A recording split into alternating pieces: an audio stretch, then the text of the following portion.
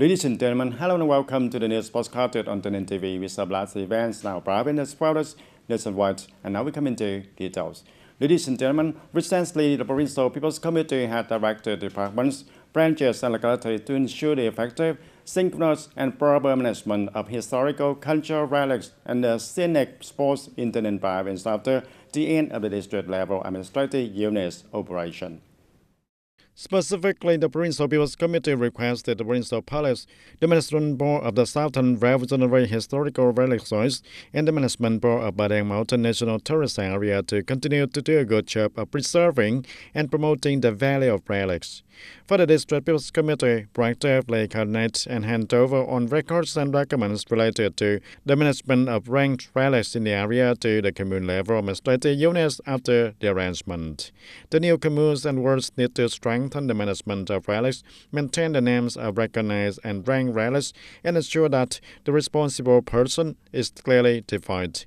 The Department of Culture, Sports and Tourism is responsible for guiding and inspecting the implementation process of the units, reviewing and advising the Provincial People's Committee to assure decision to regulate the decentralization of management, protection and promotion of the value of historical cultural relics and scenic spots in the province accordingly.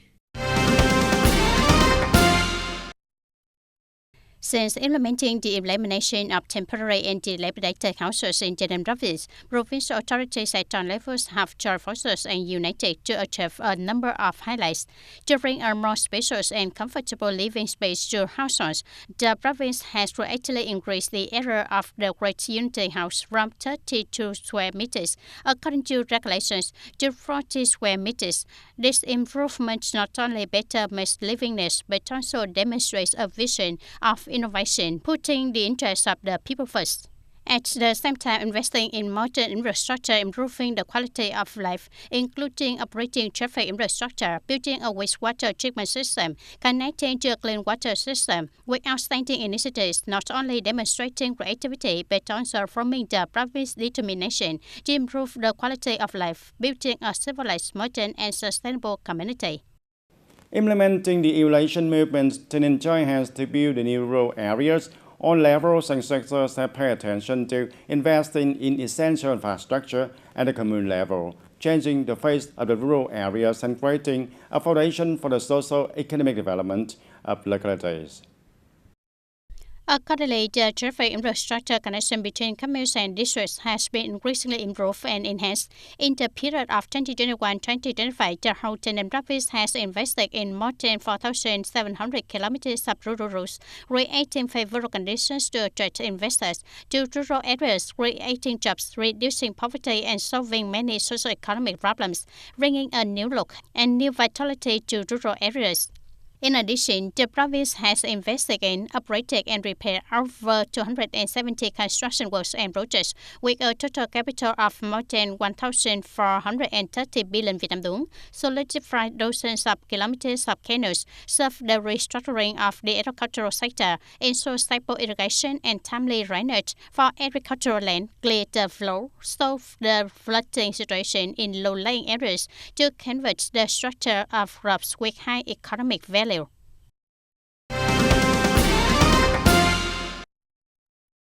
And ladies and gentlemen, on June the 15th in Hanoi, the Ministry of National Defense held a summary of the 5 years of operation in the period of 2020 to 2025 and presented the 25th Creative Youth in the Army Award. Attending the program, there were General Phan Văn Giang, Police Bureau member, Deputy Secretary of the Central Military Commission, Minister of National Defense.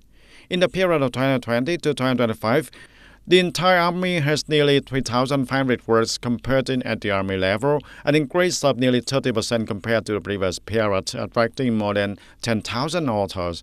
Many works are highly applicable, contributing to saving hundreds of billions of Vietnam dong, improving the efficiency in command, training, and combat readiness. Over the years, the quality and creativity of the topics have been significantly improved, expanding across many fields from science, technology, medicine, mechanics, weapons, to social sciences and military humanities. In particular, Many projects have the elements of military and national secrets, mastering the core technology, artificial intelligence, and applying digital transformation. In order to recognize the achievements of the collectives and individuals who won the 25th Creative Young Award in the Army, the Prime Minister decided to award the certificates of merit to 2 collectives with outstanding and typical solution groups. And after the preliminary and semi-final rounds, 5 excellent projects have recently entered the final round of the TayNinhTV Province Innovation and Startup Competition in 2004 and 2005 to enter the important competition round. The projects were all carefully selected through the rounds, clearly demonstrating the creativity, practical application ability, and development potential. 5 projects are castle fish making fish from fresh castles, authored by Âu Vương Ngọc, improving economic efficiency and creating more livelihoods from water hyacinth in TayNinhTV. The author group was Nguyễn Chí Tâm and Mai Thái Dương. Application of microorganisms in mulberry cultivation and production of mulberry honey, mulberry wine, author group with Huỳnh Thị Mỹ Linh, Đặng Thị Kim Ngân. Building a green economic model from the circular agricultural ecosystem, author group of Võ Thanh Liêm and Mai Thái Dương. Linking green production at Tương Lai Agricultural Company Limited, Agri-Farm, author group with Đặng Hữu Nghĩa and Phan Thị Hồng Cẩm. Each product has its own mark, reflecting the desire to get rich legitimately and contribute to the social economic development of the locality. I want to develop water hyacinth from the brand of TayNinhTV. I want the water hyacinth tree, and first of all, to solve the traffic congestion problem of the province, and secondly, to serve a lot of jobs for idle workers and disadvantaged workers also. Through the contest, we want to build a project to be able to spread the organic farming model. First of all, to have the farmers have a job and have land to be able to grow mulberry trees to create a craft village. Because with this method, the cost is low, but the output and the quality are very stable and create a stable income for the people, especially the farmers. And the jury highly appreciated the creativity, the development potential, and especially the depth of the messages of the participating projects. One of the projects that made a strong impression was vegetarian fish sauce from cashew fruit by author Âu Vương Ngọc. Not just a simple seasoning product, vegetarian fish sauce is built into a food value chain for the community health. And the water hyacinth and rattan products project of the group of author Nguyễn Chí Tâm and Mai Thái Dương not only solves the problem of livelihood, but also helps to handle the situation of floating water hyacinth in TayNinhTV province. It is a suitable startup direction, both protecting the environment and creating the jobs for the rural women. I see that the businesses have a very innovative feature, meaning they have a circular economic model that they think of many product lines in which they play the role of customers. I will feel that I will be retained and I will return to this ecosystem. Through the competition, the organizing committee helps to strongly stimulate the spirit of innovative entrepreneurship in the community, discover and accompany ideas and projects with the potential to develop into real businesses. And the competition is also a part of building a dynamic startup ecosystem in TayNinhTV, where the young people can confidently realize their dreams and contribute to the sustainable development of their home province.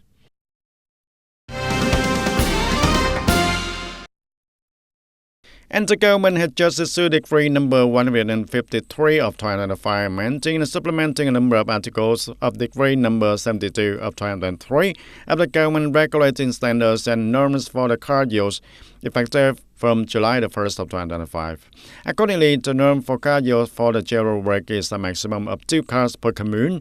In addition, the norm for car use for general work of provincial offices, Hanoi and Ho Chi Minh City is a maximum of 10 cars per office. And the remaining provincial cities is an area of less than 5,000 square kilometers for 5 cars per office, and from 5,000 kilometers to less than 8,000 kilometers, a maximum of 1 car is added, and from 8,000 square kilometers to under 11,000 square kilometers, a maximum of 2 vehicles can be added, and from 11,000 square kilometers or more, for every additional 3,000 square kilometers, a maximum of 1 vehicle can be added, and in case a province or central city can balance its own state budget, a maximum of 1 vehicle per office can be added. And the Border Command of Vũng Tàu province has just organized the awarding of helping the children to go to school scholarship to 48 students and pupils with especially difficult circumstances living in coastal border communes and islands, and awarded the students who achieved the title of excellent students and won the prizes in the 2024 to 2025 examinations. Awarding the scholarships, leaders of the Border Command of Vũng Tàu province hope that the students will continue to strive to overcome all difficulties and continue to achieve high achievements in their studies. At the same time, it is recommended that the party committees and commanders of units, in addition to supporting the amount of 4.5 million per year for the children in the program, need to regularly maintain contact to groups, manage, tutor, guide, help, and promptly encourage the children's spirit in studying and training. And this year, children's season has witnessed a paradox where pondering the consumer side cited because children prices have dropped sharply, while the children growers and farmers are in dire straits because their income is not enough to cover their expenses. On the contrary, traders still maintain profits. This reality continues to show the long-standing shortcomings in the agricultural supply chain and production, and we recorded in Long An province. Having been attached to dairy trades for more than 10 years, Missy Đỗ Thị Bay in Tân Lập commune of Tân Thành district Long An has never witnessed the market fluctuate like this year. And with more than 4 hectares of dairy, if in previous year Missy Bay earned for profit of 2 to 3 billion Vietnam dong, and this year that profit is only less than half. The price this year has dropped like never before and down to 30,000 Vietnam dong, several thousand Vietnam dong also, and it's like the dairy growers are so upset they want to cry.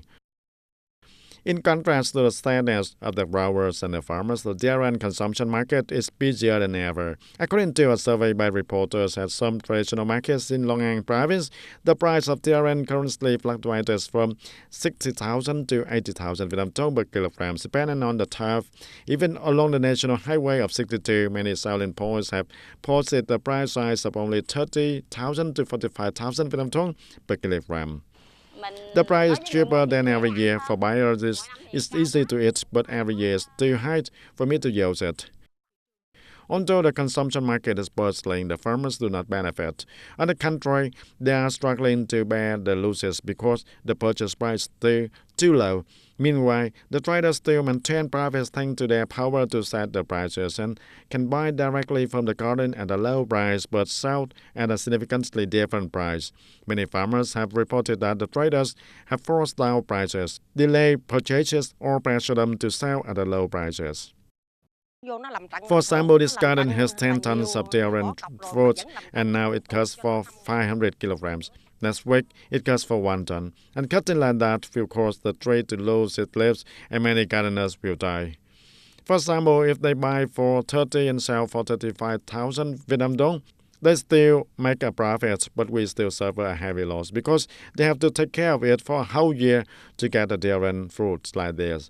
And the price of dairy has dropped sharply. Consumer benefit, traders still make a profit, but the farmers suffer the most.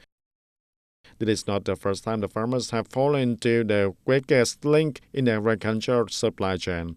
It is time for the specific policy. It is time for the specific policy to support the farmers' output, ensure the purchasing rights, and build a more transparent and fair agricultural value chain.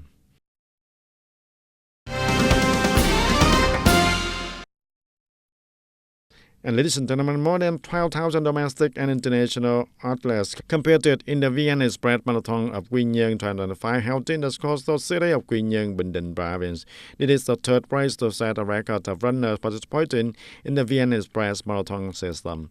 In addition to the professional mark, the trial brought an unforgettable experience to 12,000 runners with a 100% slot route, and the organizing committee mobilized more than 1,000 volunteers, hundreds of police officials and military to support the security and traffic flow.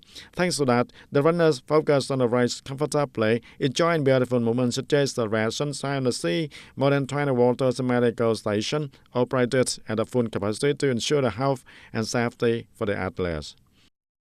And although it is normally the beginning of the rainy season, many dangerous landslides and subsidence incidents have occurred in the Long An province, affecting the people's lives and the traffic infrastructure.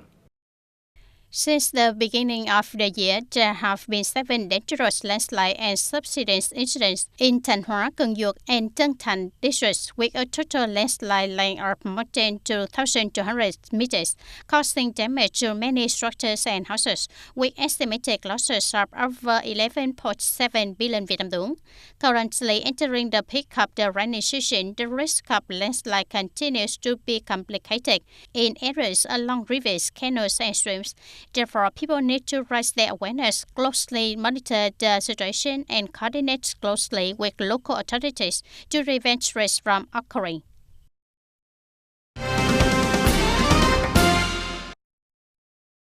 And ladies and gentlemen, the cooperation between the 3 units, including the state, the schools, and enterprises, is a prerequisite for Vietnam to build interdisciplinary innovation centers, industrial academic cluster, and gradually form a national innovation ecosystem also.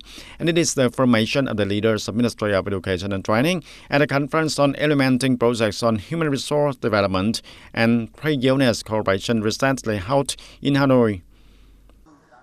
These policies have a very good and timely impact in the current trends so that we have a STEM human resource. This is actually the key for the country to develop, and because the students are now very lazy to pursue this field, especially the good students rarely pursue the basic majors such as nuclear, physics, and electricity. This policy has a great impact on the changing the thinking of the students and the parents in these fields. Along with that, many opinions also emphasize that 3 units cooperation is a prerequisite for Vietnam to build interdisciplinary innovation centers, industrial academic clusters, and gradually form a national innovation ecosystem also. The resolution number 57 focuses on the 3 unit cooperation, and we have a long history of cooperation, but previous cooperation was mainly based on the expertise of scientists. So the academic aspect was very high, but the practical aspect was less. And when there is a more open mechanism, the school proactively works with the localities and businesses. We sign cooperation agreements to establish the working groups, visit business directly to sit down together to evaluate and propose the topics for mutual cooperation. Many opinions also say that the state needs to gradually shift its role from funding provider to creator and supporter. In particular, it is necessary to change the financial mechanism, issue strong corporate income tax reduction policies for the R&D costs that businesses order at the higher education institution. And this mechanism will encourage the businesses to proactively seek out higher education institutions, which is much more effective than direct budget injection. And that's all for today, TTV News. Thank you for being with us, and goodbye for now.